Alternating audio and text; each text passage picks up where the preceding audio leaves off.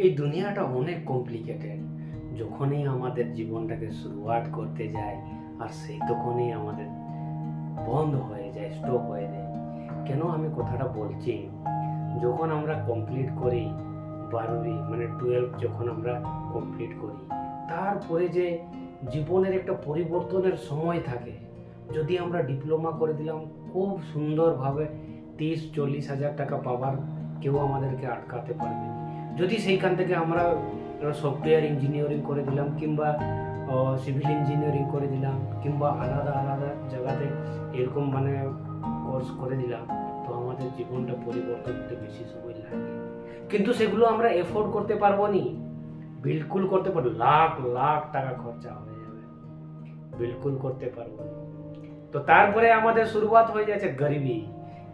সেইখান থেকে আমাদের শুরুয়াত। তারপরে তার 2-4 বছর যাওয়ার পরেই আমাদেরও সেই যে বাচ্চা টাচ্চা চলে আসছে, সেও সেই 100 বছর আগে যেরকম ছিল যে গরিবি, আজকেও আছে গরিবি, আর 100 সাল পরেও থাকবে গরিবি। এই গরিবি কোনোদিন কেউ পরিবর্তন করতে পারবে না।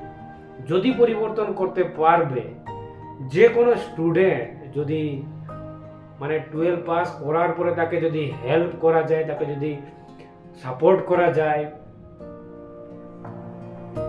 কেবল 3 বছরের ভিতরে সে সব কিছু পরিবর্তন করে দেবে। কি আমি কথাটা ঠিক বললাম?